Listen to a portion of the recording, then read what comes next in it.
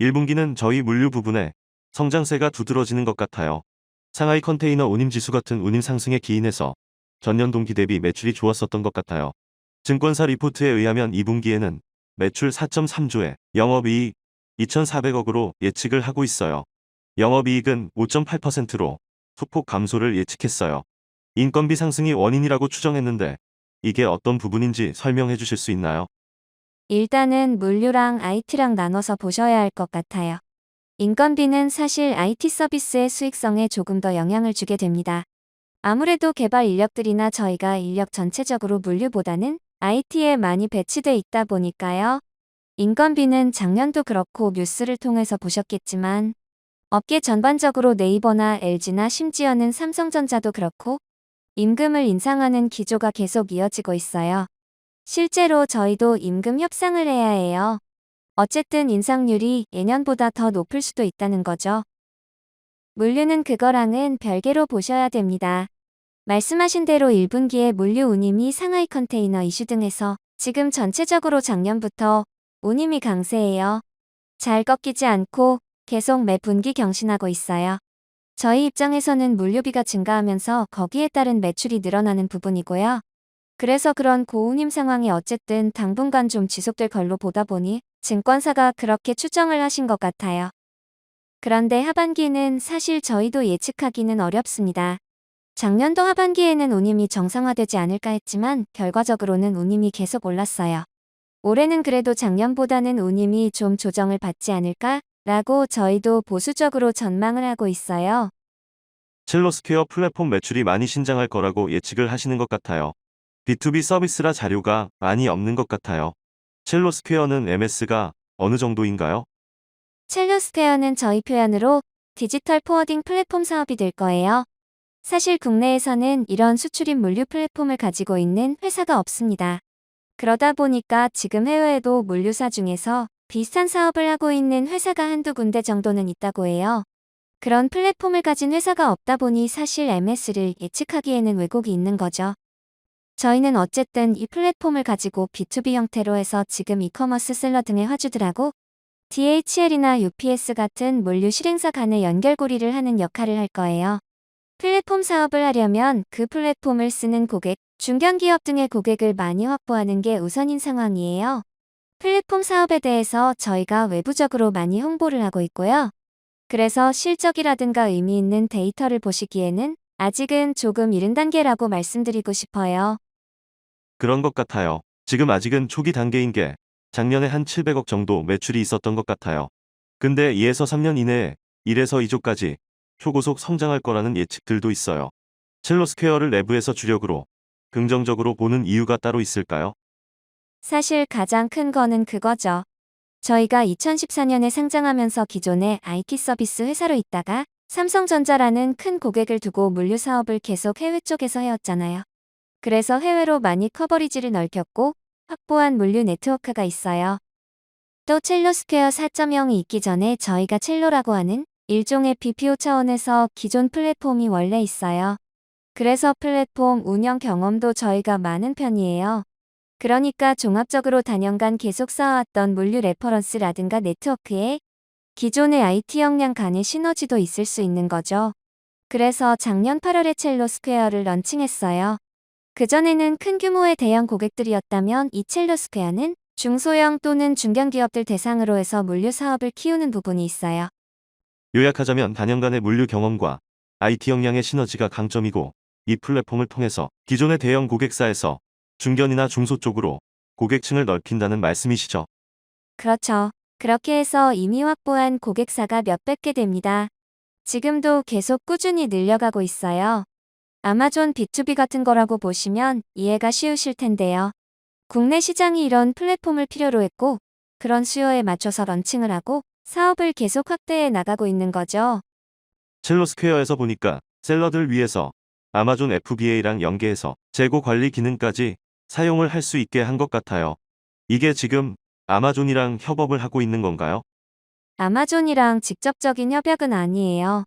결국은 사용자들이 이 플랫폼에 들어와서 본인들이 운송에 대한 견적을 내고 모니터링을 하고 할 때 아마존하고 연동해서 사용을 하는 것이죠. 필요하다면 지금 말씀하신 아마존하고 연계해서 할 수도 있기도 하지만 지금은 연계라고 확대 해석하실 부분까지는 아닌 것 같아요. 첼로스퀘어 글로벌 출시 계획으로 올해 5월 중국에 출시한 거로 알고 있어요. 중국 쪽 상황은 어떻게 이루어지고 있나요? 지금 서비스가 현재는 국내 기업들 대상으로만 사업을 해왔어요. 중국 쪽으로 타겟팅을 해서 하반기에는 동남아까지 늘릴 계획이고 장기적으로는 미국, 유럽 쪽까지 가겠지만 장기로 봐야 할 것 같아요. 올해만 봤을 때는 중국, 동남아를 타깃으로 사업을 늘릴 거고요. 그러기 위해서는 현재는 기업 고객을 확보하는 게 저희한테 우선이겠죠. 그러니까 중국 쪽도 기업 고객을 확보하는 단계라고 볼 수 있는 건가요? 플랫폼 자체로 봤을 때도 기존에는 국제 운송만 저희가 이렇게 커버를 했다면 앞으로는 출발지나 도착지 쪽에 풀필먼트 부분까지 저희가 커버할 예정이에요. 경영 쪽으로 지배구조 관련 상속세 재원 마련 등으로 오버행 이슈가 있었잖아요. 이게 마무리가 된 건가요? 제가 알기로는 이부진 사장이나 이서연 사장의 신탁 계약 기간이 4월 25일까지여서 블록딜은 예견된 물량 출회였어요. 그런데 오너일가의 상속세 규모를 고려하면 추가적인 지분 매도 가능성도 있다고 들어서요. 여러 가지 기사 통해서 저보다 더 많이 접하셨겠지만요. 상속세라든가 이런 재원을 마련하기 위해서 여러 가지 시나리오가 계속 시장에서 돌았어요. 그 와중에 저희가 한 부분에 속하면서 오버행 이슈가 있었어요. 말씀하신 대로 실제로 작년 10월에 신탁 계약을 맺었죠. 이부진 사장하고 이서연 이사장의 저희 회사 지분 중에 각각이 가지고 있는 지분의 반씩을 KB국민은행하고 신탁 계약을 맺으면서 올해 4월 말까지 이거를 이제 유가증권 매도 신탁 계약을 체결했어요. 3월 말에 블록딜을 통해서 매각을 했어요. 어떻게 보면은 3월 말에 이제 매각이 되면서 오버행 이슈가 해소가 됐다고 조금 긍정적으로 보신 분들도 있어요. 그 다음에 말씀하신 추가적인 부분은 사실 저희도 몰라요. 안 나옵니다 라고 하긴 어렵지만 만약에 그런 게 있다면은 작년에 계약 맺은 것처럼 신탁을 통해서 또 하겠죠? 그리고 M&A 관련돼서 진행되는 부분이 있나요? 황성호 대표가 37기 주주총회에서 주가 부진에 대한 방안으로 현금 자산을 활용해서 물류 사업과 관련된 분야에 M&A나 투자를 진행할 수 있다고 말씀을 해주셨잖아요. 네, 맞아요. 지금 사실 아직까지 구체적으로 되고 있는 부분은 없고요. 주총 때 사장님께서 말씀하신 대로 M&A에 대한 어쨌든 현금이 거의 4조 원 정도 있는 상황에서 회사 입장에서 회사의 성장이라든가 아니면 주주 환원이라든가 이런 측면에서 액션이 사실 그동안 없었죠. 없었기 때문에 주가도 영향을 받았던 것 같아요. 근데 저희가 앞으로 성장 방향을 클라우드랑 물류로 잡으면서 저희가 성장시키기 위한 필요 기술을 보유하고 있는 기업들을 물색을 하고 있습니다. 클라우드도 그렇고요. 물류도 첼로 스퀘어라는 플랫폼이 있지만 해외의 중국이나 동남아로 플랫폼 사업을 확대하기 위해서 현지의 물류 기업들도 물색한 부분도 있어요. 또 플랫폼 차원에서는 요소 기술을 갖고 있는 기업들을 대상으로 저희가 검토는 하고 있어요. 당연히 공시를 통해서 확인을 하시겠지만 지금 현재로 외부에 말씀드릴 정도 수준의 진행 상황은 아니어서요. 저희 M&A 당연히 전담 조직이 있고 거기서도 TF 구성해서 하고 있을 텐데요. 그 부분은 조금 지켜봐 주시면 좋을 것 같아요. 사실 작년 M&A에 대해서 실제로 체결되는 그런 단계가 가기 전에 많이 드랍된 부분도 있었고요. IT 쪽에 홈 IoT 사업 영역을 2021년 10월에 매각을 추진하려고 했던 걸로 알고 있어요. 당시 인수자로 직방이 유력했던 것 같아요. 그 사업 부분은 왜 매각을 하려고 하는 건지랑 매각은 어떻게 진행이 되고 있는 건가요?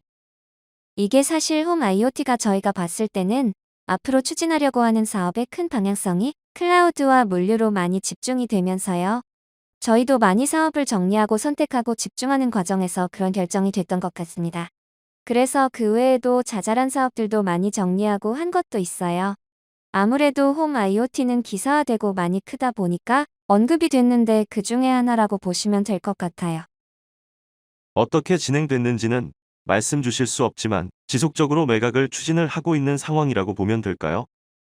네, 맞습니다. 공시를 통해서 정확한 결과를 말씀드릴 수 있을 것 같습니다. 아무래도 물류 쪽은 매출 쪽 성장이 있어도 영업이익 자체는 낮은 편이잖아요. 그래서 영업이익 개선을 위해서는 IT 쪽이 성장해야 한다고 봐요. 클라우드 부분 성장은 올해 어느 쪽에 기대를 하고 있나요? 클라우드는 MSP를 기대하고 있어요.